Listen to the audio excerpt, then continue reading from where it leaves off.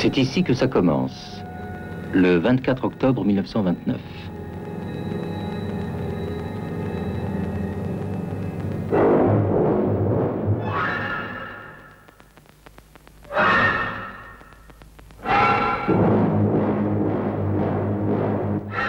Jeudi noir, jour néfaste pour l'Amérique et le monde. C'est la crise.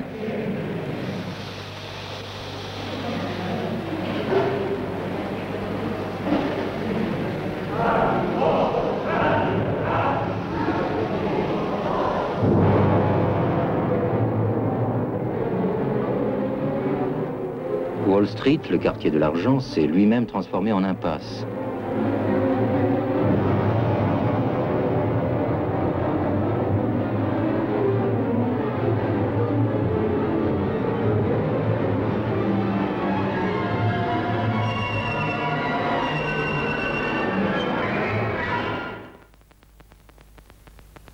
Les hommes de la bourse se jettent par les fenêtres et partout ailleurs, les travailleurs sont au chômage.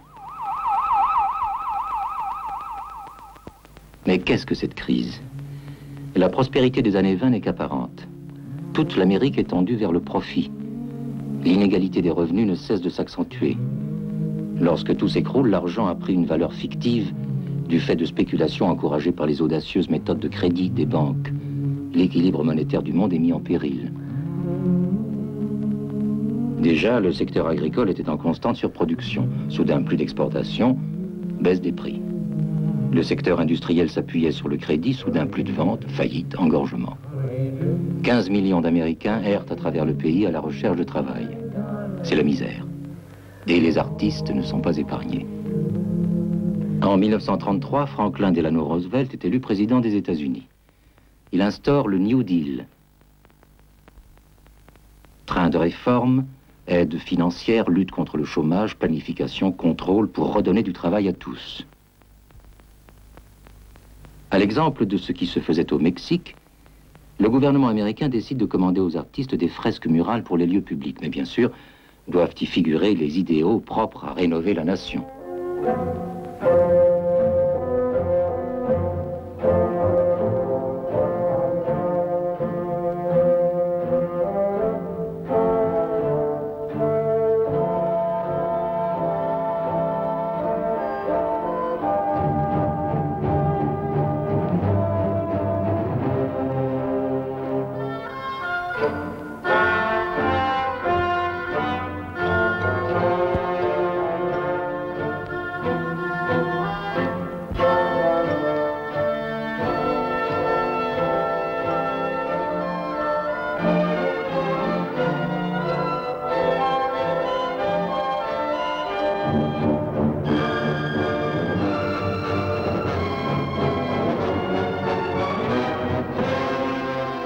Diego Rivera, le muraliste mexicain, se trouve aux États-Unis à cette époque et son influence est déjà grande. En 1932, à la demande de l'Institute of Arts de Détroit, il peint 2 grands murs qui chantent la production industrielle de la ville, l'automobile. Cette fresque est un symbole.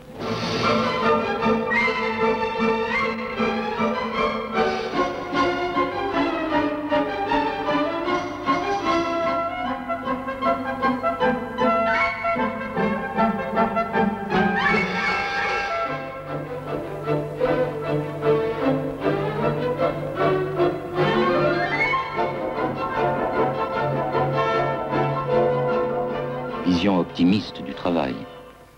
Manque certains aspects plus réalistes de ce monde où domine production et énergie.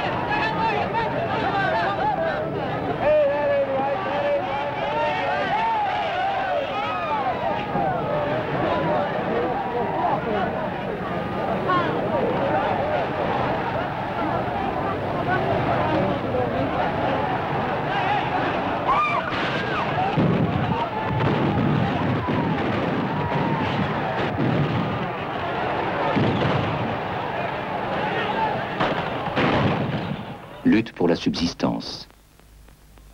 Diego Rivera, le révolutionnaire, en retrouve les accents lorsque lui est demandé une peinture murale pour le Rockefeller Center.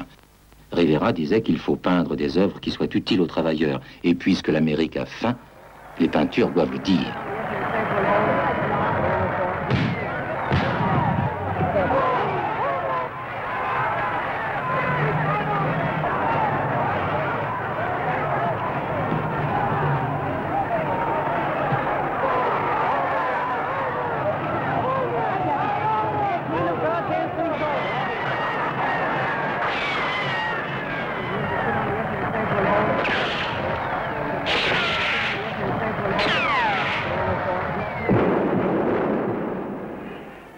Bien vite, la peinture a été recouverte.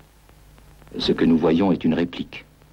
Il est une image qui ne peut être admise ici, celle de Lénine menant le peuple américain. Nous sommes en 1933.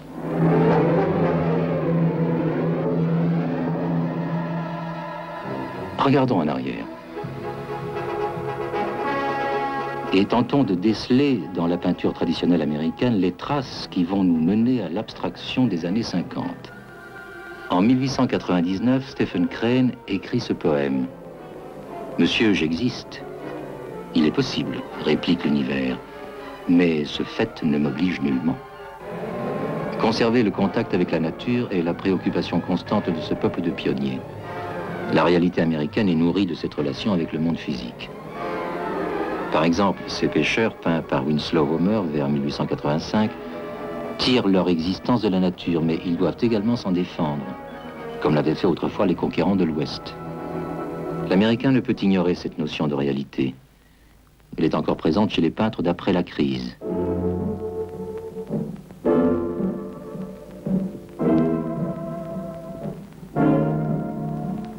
Edward Hopper, vision précise et concrète de la vie quotidienne. Un réalisme attentionné.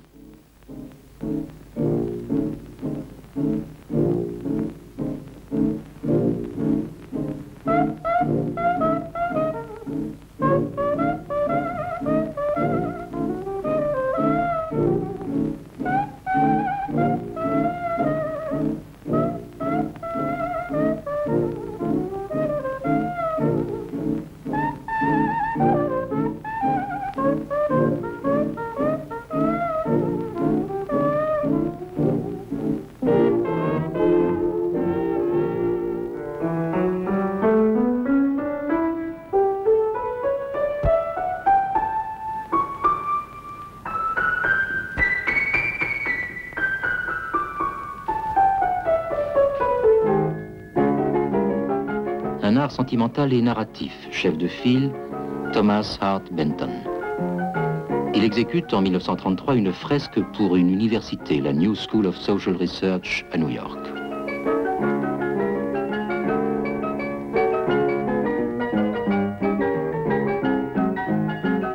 Exaltation de la vie active américaine, récupération des vertus du travail, vision idéalisée à l'image des slogans de Roosevelt. Ici, nous n'avons rien à craindre que la peur elle-même.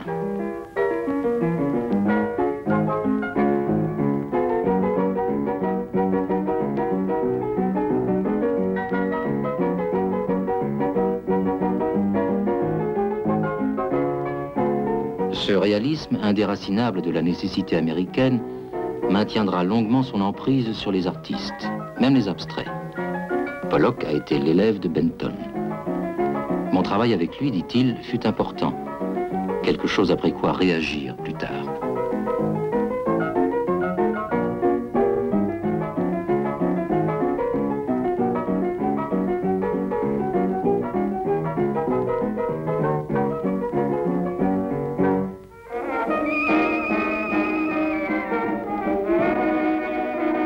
L'Amérique ne cesse de se regarder.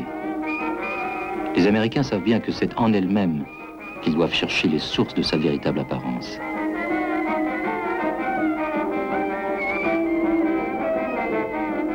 Dans les villes, au début des années 30, les peintres ne peuvent ignorer ce qu'ils ont sous les yeux. Sister Flushbottom, we want you to take the stand and tell the court where you were on the night of June the 3rd. Yes, yes, yes, yes, yes, yes.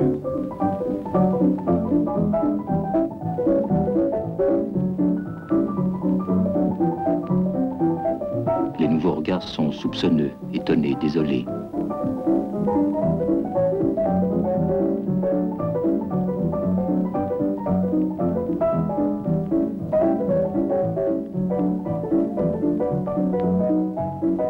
Engagé quelquefois. Un art à tendance sociale.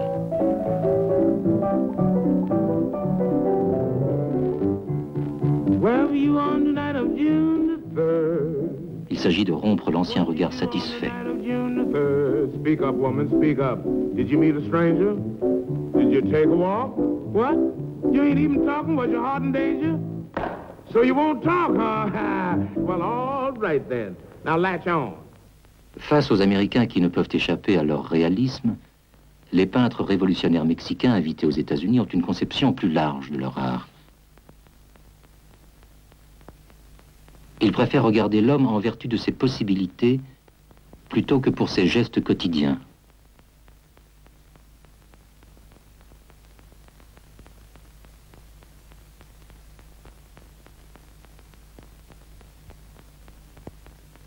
Cette fresque de José Clemente Orozco pour l'Université de New York présente le réalisme des situations et non des choses.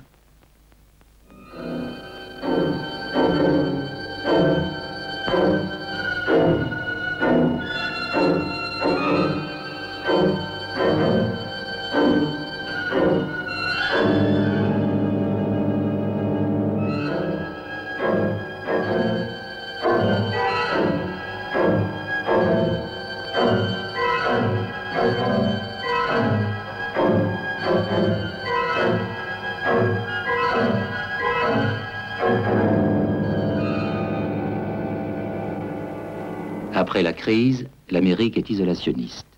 Toute chance de survie se trouve dans la vie américaine elle-même. Attitude encore visible de nos jours dans cette secte puritaine, les Shakers, installés dans le Maine, en Nouvelle-Angleterre.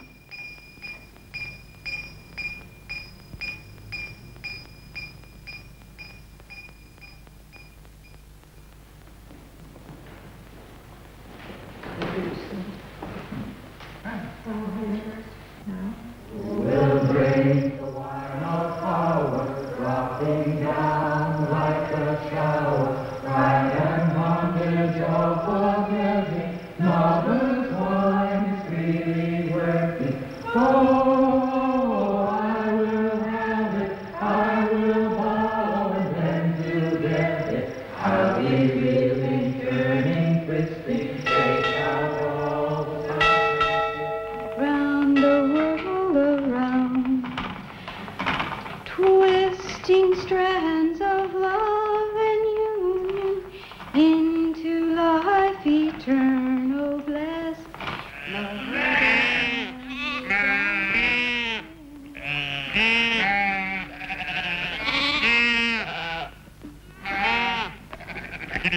Un critique a écrit que l'art américain, à ce moment, évoque de la vaisselle, des chaises et des tables, des bureaux et des gares, des enseignes et des affiches, des horloges et des lampes, des vases et des chandeliers, des gravures, des estampes, des dessins et des peintures. Cette Amérique réaliste et puritaine, de la façon la plus inattendue, a fait pression sur les leaders de l'abstraction.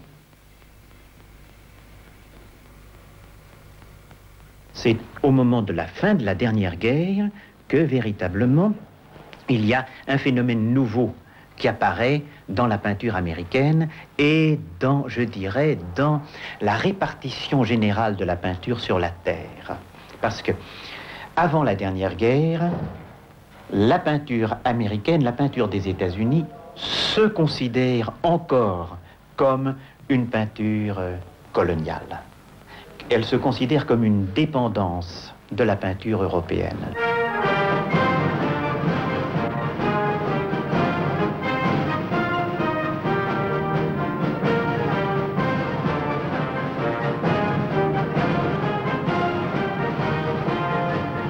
Oui, cette Amérique de la liberté, cette Amérique des pionniers, des audaces, cette Amérique qui n'a pas peur du vide, dans le domaine de l'art, est encore enfermée dans un carcan.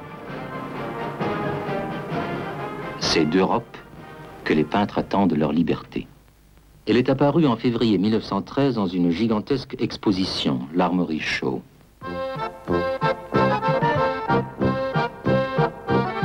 Là étaient les fauves coloristes avec Matisse, les cubistes avec Picasso,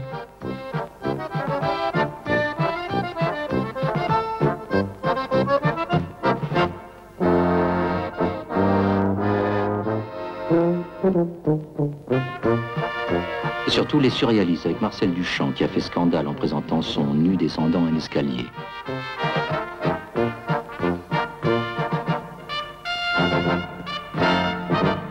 Qu'ont fait les Américains?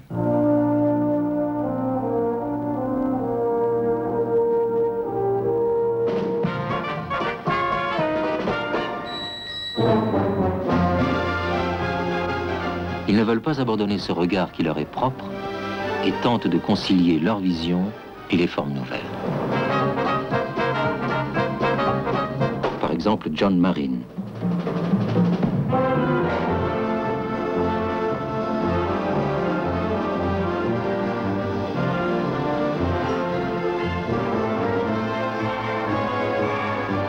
Ou Joseph Stella. L'influence européenne est flagrante, le besoin de rester lié à la réalité de l'environnement l'est aussi.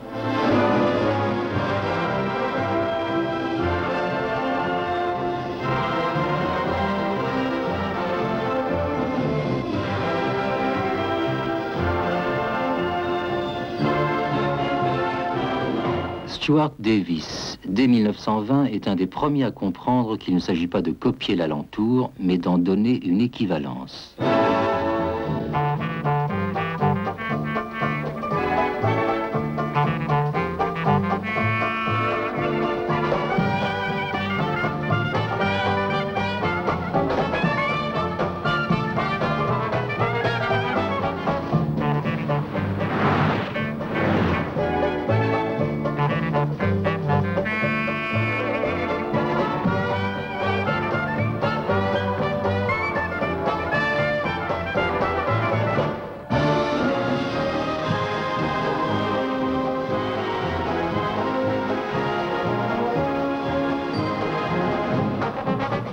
Démarche malaisée pour les Américains. Un exemple.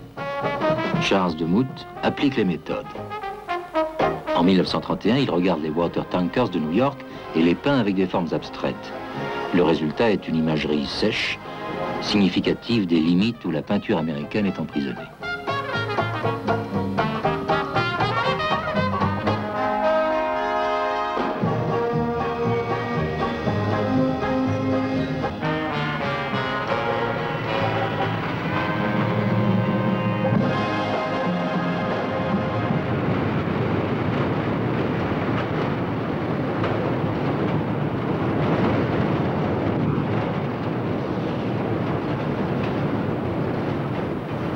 C'est Michel Butor qui nous aide à faire le voyage.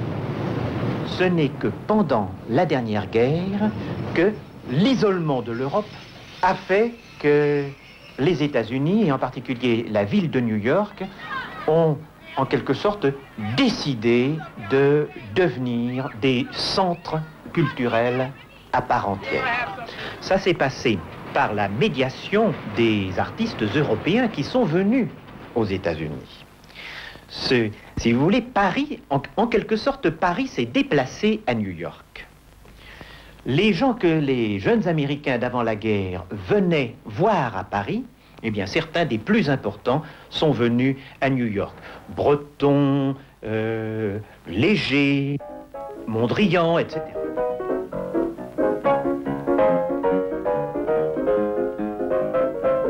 En arrivant, Fernand Léger lance « Découvrir l'Amérique, un pays jeune, sans barbe, très jeune, on brûle la vie ici ».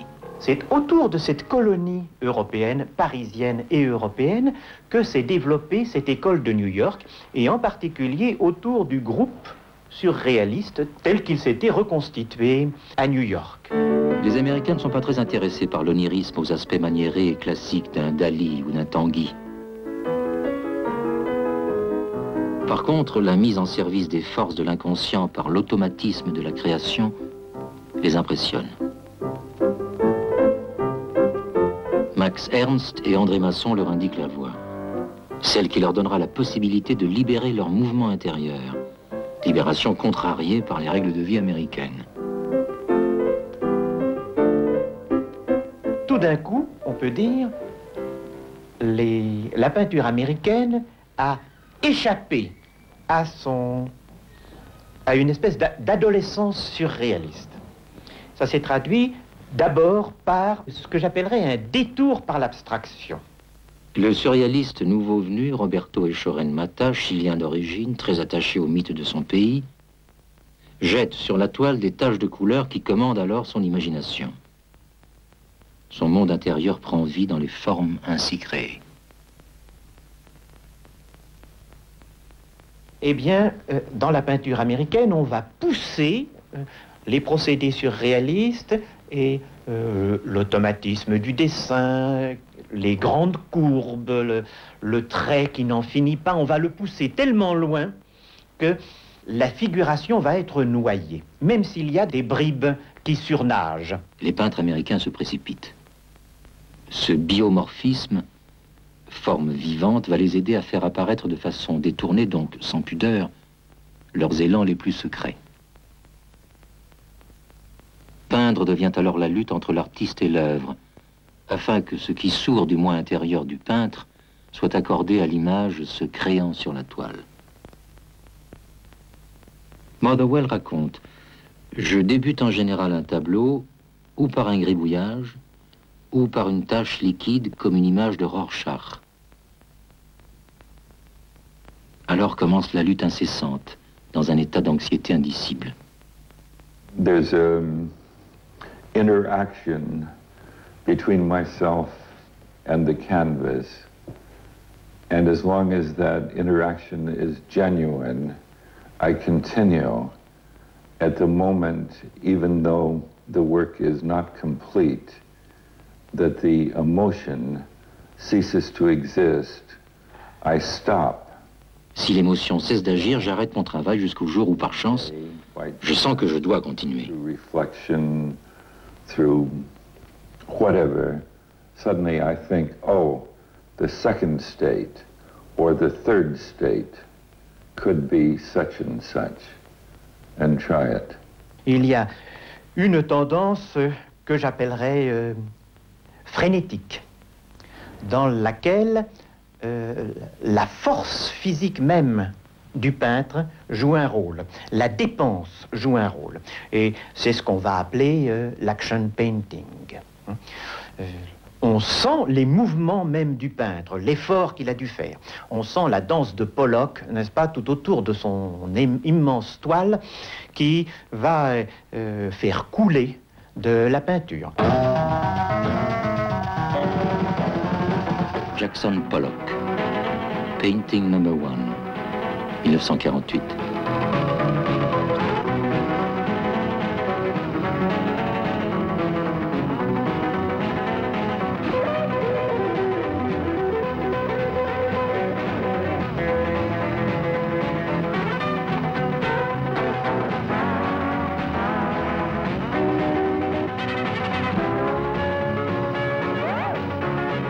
Cette façon de jeter la peinture sur la toile donne une lecture directe de l'homme qui crée.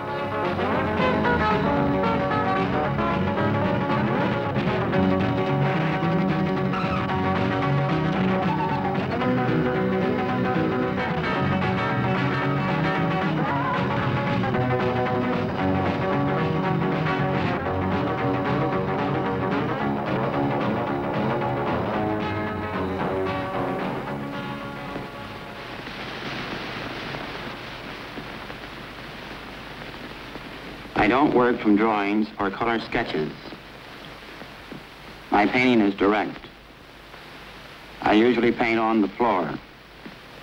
I enjoy working on a large canvas. I feel more at home, more at ease in a big area. Having the canvas on the floor, I feel nearer, more a part of the painting. Pollock dit qu'il aime peindre sur de grandes toiles posées sur le sol. Il utilise des brosses, mais il préfère un bâton. similar to the Indian. Quelquefois, il jette la peinture directement sur la toile. Sometimes I use a brush, but often prefer using a stick. Sometimes I pour the paint straight out of the can. Il précise, je veux exprimer mon sentiment directement, sans l'illustrer. I want to express my feelings rather than illustrate them. Technique is just a means of arriving at a statement.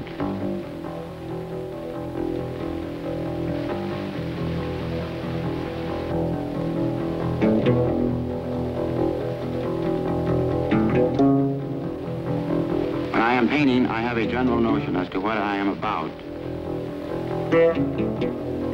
I can control the flow of the paint. There is no accident, just as there is no beginning and no end. Sometimes I lose a painting. But I have no fear of changes, of destroying the image. Because a painting has a life of its own, I try to let it live. Extrait d'un film réalisé par le photographe Hans Namuth.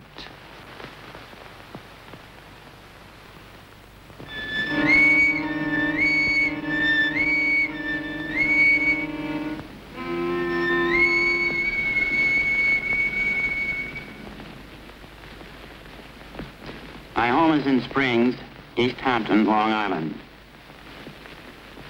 I was born in Cody, Wyoming, 39 years ago. J'habite à Springs, East Hampton, Long Island. Je suis né à Cody, Wyoming, en 1912. In New York, I spent 2 years at the Art Students League with Tom Benton. He was a strong personality to react against. This was in 1929. Il meurt dans un accident de voiture en 1956. Pollock s'apparente à cette génération de la fureur de vivre qui croit encore au triomphe démocratique, mais en sent venir la fin.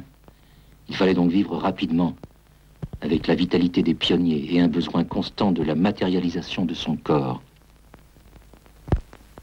Visage rude. Les plis du front indiquent sa jeunesse difficile, son caractère taciturne et violent, son abandon à la boisson. Pollock est un homme brutal. Il n'y a plus de réflexion entre le besoin du peintre et l'œuvre. Sa création procède de l'accident.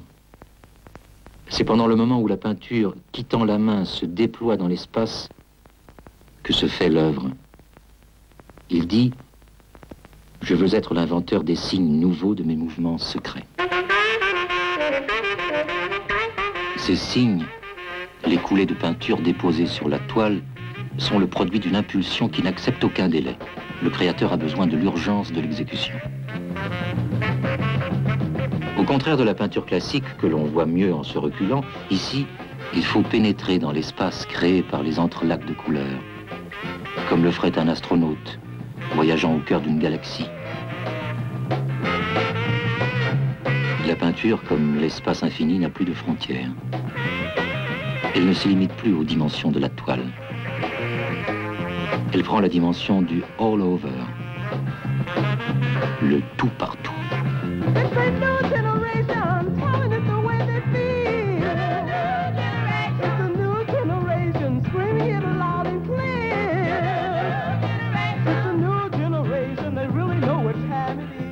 Après l'usage du temps rapide, Pollock, qui est resté attaché à l'immensité des plaines de l'Ouest, met en œuvre dans sa peinture l'infini de l'espace.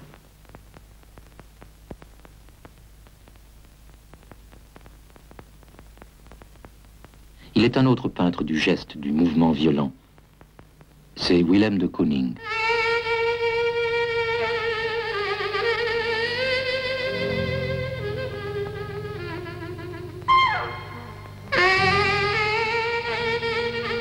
Et au lieu de jeter la peinture, de Kooning manipule la matière en l'étalant avec férocité sur la toile. Étalage de ses tripes. Le mouvement ici est charnel.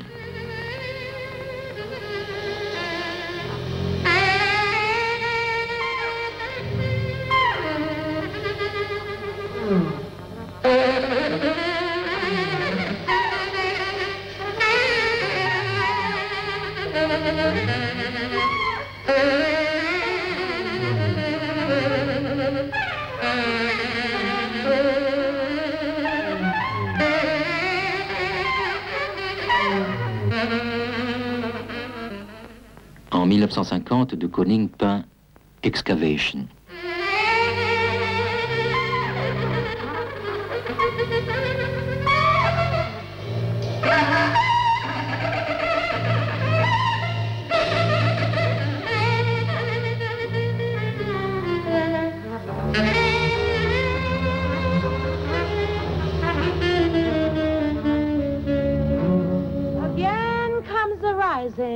Il commence une série de femmes.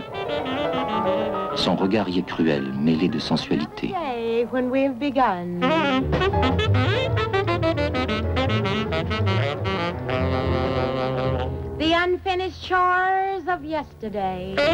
Charnalité propre à ses origines. De Kooning est hollandais. Rembrandt lui a montré l'exemple.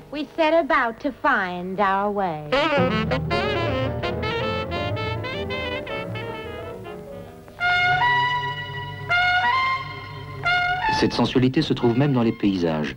Allégresse de rayons de soleil, giclure de l'eau dans des cascades.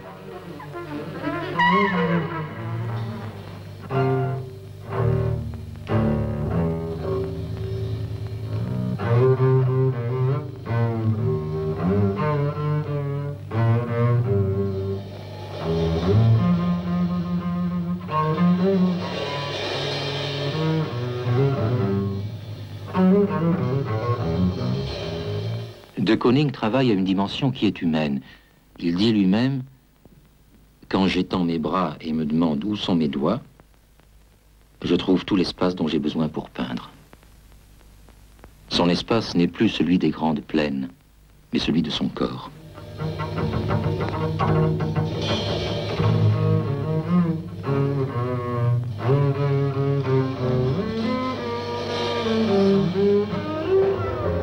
And in the end, we sometimes wonder if it's worth it.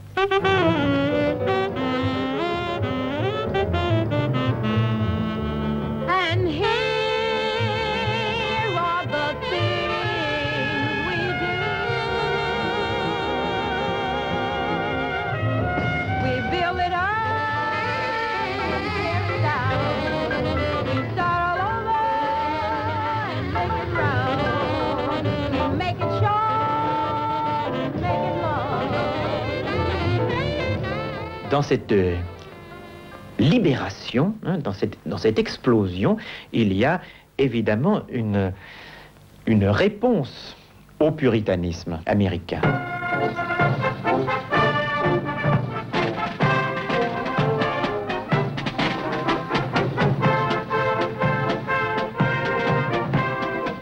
« 1930, 1979.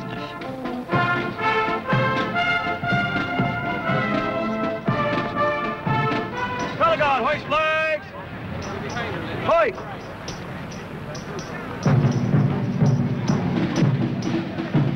Pelican, lock time! Lock! What? Pelican, forward! Lock!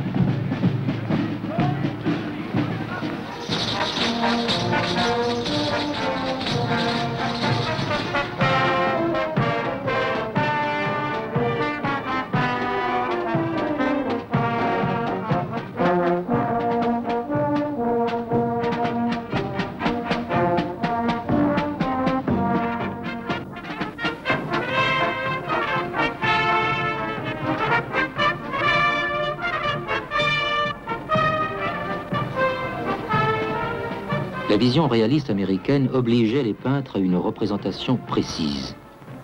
Par ailleurs, le puritanisme interdisait la confession trop voyante de certains États. Alors comment, par exemple, parler du charnel puisque l'image en est proscrite? Pour lever un certain nombre d'interdictions morales, l'abstraction apparaît comme un détour extrêmement précieux. C'est ainsi que de Kooning, par l'usage féroce de la couleur et de la matière, transcrit son cannibalisme sexuel. The time is gone.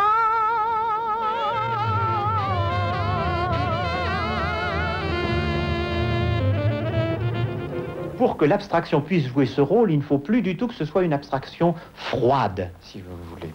Il va falloir lier donc certaines choses qui viennent de l'abstraction à des choses qui sont beaucoup plus chaudes et qui vont donner le sentiment de venir des profondeurs. Nous abordons une autre partie du voyage.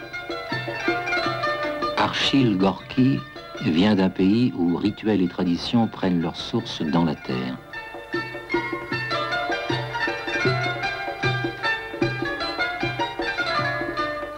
Son vrai nom était Vostanik Manouk Adoyan. Il est né à Van, dans un village près de Van, au bord du lac du Van, dans l'ancienne Arménie, en 1904.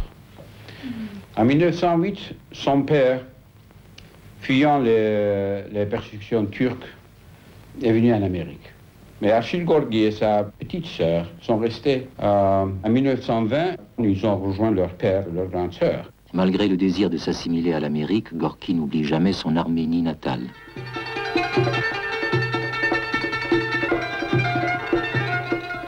Gorky est un ami de Mata.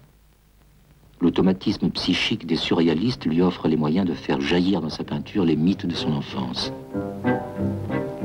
Il raconte le souvenir des jardins de Sochi, où il a vécu. Il m'est fréquemment arrivé de voir ma mère et les autres femmes du village y ouvrir leurs blouses, prendre leurs seins dans leurs mains et les frotter sur le rocher. En cet endroit s'élevait surtout un arbre énorme, tout blanchi par le soleil, la pluie et le froid. Je n'ai jamais su pourquoi cet arbre était sacré.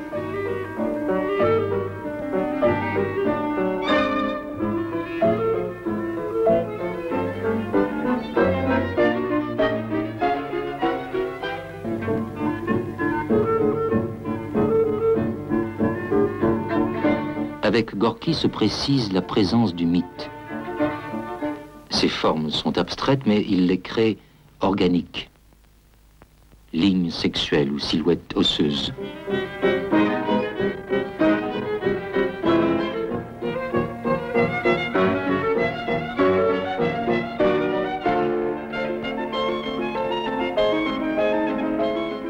Le signe apparaît, indépendant avec son sens propre, dégagé de l'intention dynamique du geste qu'il a créé.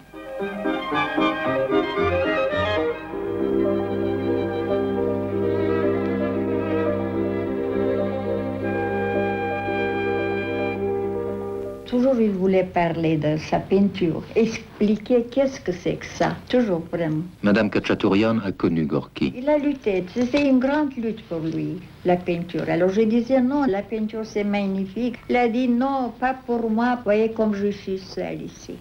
Il était tout seul. Quand s'est approché de lui, il a dit, vous voyez Baba, je suis seul toujours. En 1947, quelques mois avant sa mort, Gorky peint Agonie.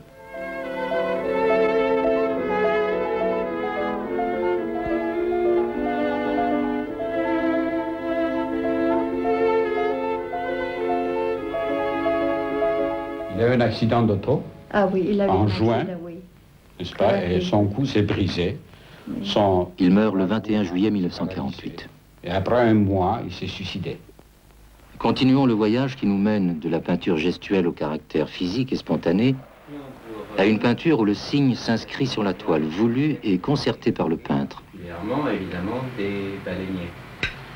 Robert Motherwell est une autre étape. Ah oui, Homme aimable et cultivé, très imprégné de références européennes. Sur les murs, Matisse.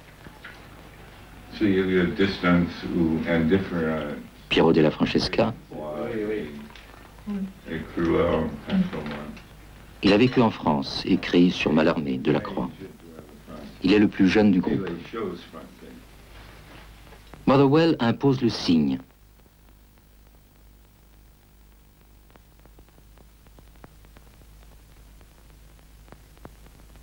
La nécessité du fait gestuel s'est modifiée en une préoccupation de l'effet. Les hasards de l'accident sont maîtrisés. La violence est devenue force. Le signe n'est plus une trace laissée sur la toile. Il doit être significatif de quelque chose, d'une idée. C'est pourquoi Motherwell peint des variations. Élégie pour la République espagnole numéro 34, 1953-1954. Numéro 78, 1962. Numéro 100, 1963. Numéro 55, 1955-1960. More exact. Each work is an approximation of the true subject. Spain is not the only subject. L'Espagne n'est pas le seul sujet. Plus profondément, il s'agit de vie et de mort, énergie et inertie, obscurité et lumière. Energy and stasis, blackness and light. The word elegy means Le mot élégie évoque tristesse, mélancolie, regret pour quelque chose de mort. regret for something dead. And for me, it was my first comprehension that a republic could be murdered, so to speak, in the 20th century. It was also evident that it was the beginning of mass murder all over the world. And naturally, I feel elegiac feelings for the death of the republic. But for me, that in turn is a symptom of a general struggle between life and death that continues everywhere to this day.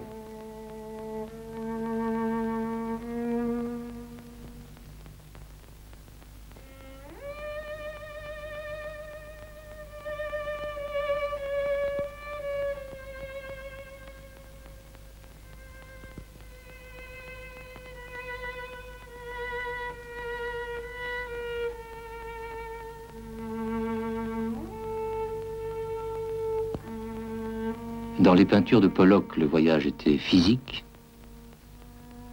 Ici, la pénétration est mentale.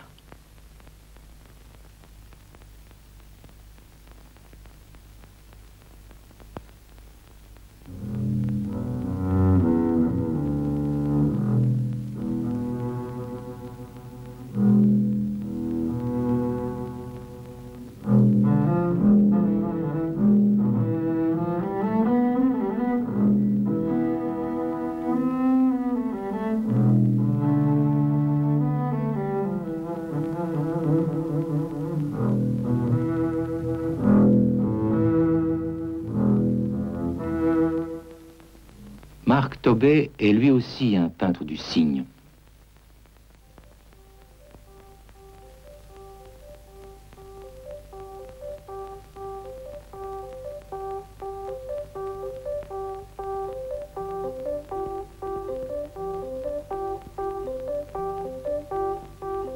Marqué par les cultures orientales, le cygne chez Tobey a valeur d'idéogramme. Mais son exécution est enrichie de la spontanéité du geste. Subtil, le mouvement créateur est réduit à la dimension du poignet. Tobey est gestuel comme un calligraphe. Pourtant, le signe n'est pas signifiant. Son rôle est de mener quelque part. Il est instrument de voyage mental. Cette stimulation à la méditation, Tobey l'indique par le nom qu'il donne à sa technique, écriture blanche, autant par sa couleur que par l'infini de ses possibilités. C'est le spectateur qui est invité à nourrir l'œuvre de ses propres désirs.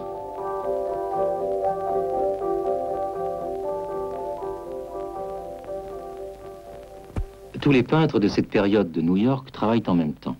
Ils ne constituent pas un groupe, ont des cheminements divers, mais presque tous sont nés entre 1903 et 1912. Mais pour certains, la peinture n'a pas de caractère expressionniste. C'est-à-dire que les élans vitaux qui mènent les gestuels ne sont plus là pour provoquer la création. L'image abstraite, alors, est vocabulaire. Son langage est connu. L'abstraction est consciente.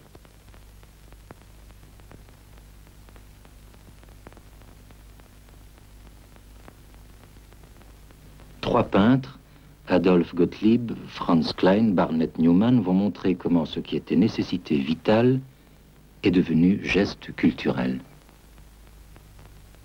Adolphe Gottlieb.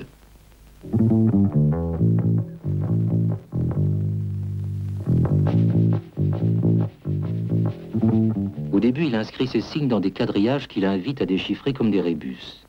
Il les appelle pictogrammes.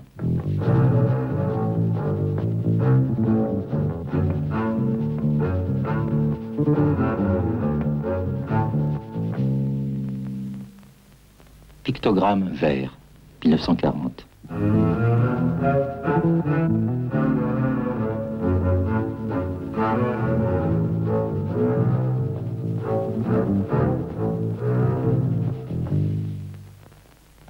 Gottlieb va réduire le nombre de ces signes.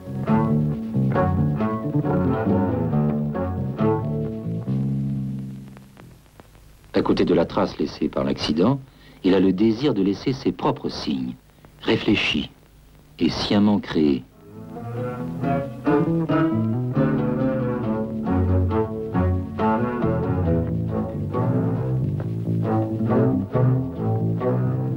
Blast One, 1957. Dans le bas, le désir du geste spontané. Dans le haut, la volonté du signal concerté.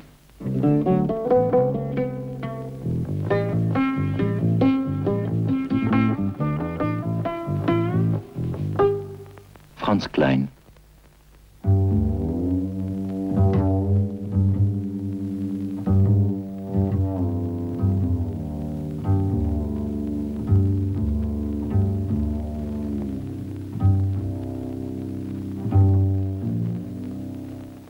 Les œuvres de Klein paraissent être le produit d'une création incontrôlée et violente. Il n'en est rien.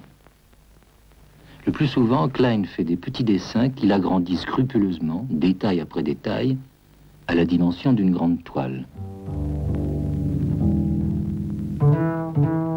L'accident, l'instrument de libération des gestuels, est ici simulé, refiguré de toutes pièces.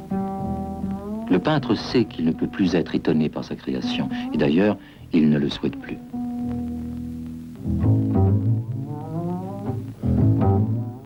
Barnett Newman.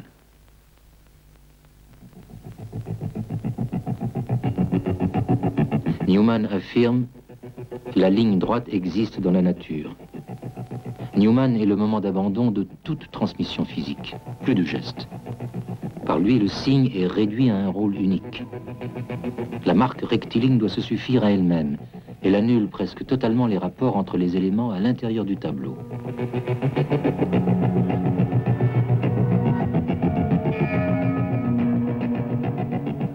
De ce moment, l'abstraction américaine va s'engager ailleurs.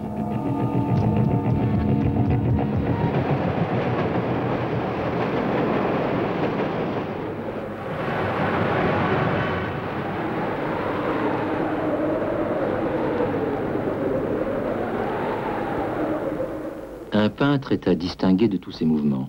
C'est Mark Rothko.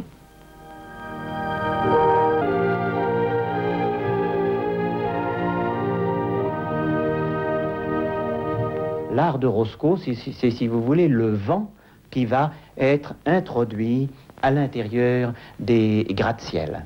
Les peintures de Roscoe vont réaliser des espèces de mosquées à l'intérieur de New York.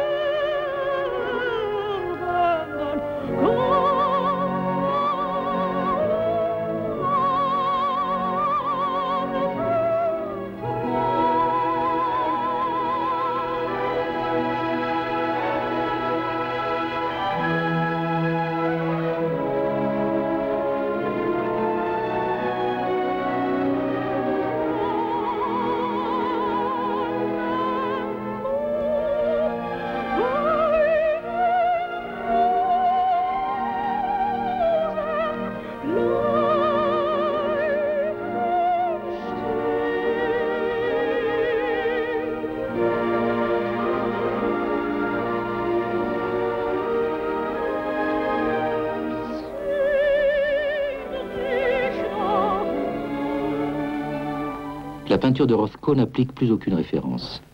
Ni culture, ni geste, ni signe. Seulement la couleur et la lumière. Vibration indicible du passage d'une couleur à l'autre. Pulsion statique. Changement de la perception au fur et à mesure que l'on regarde.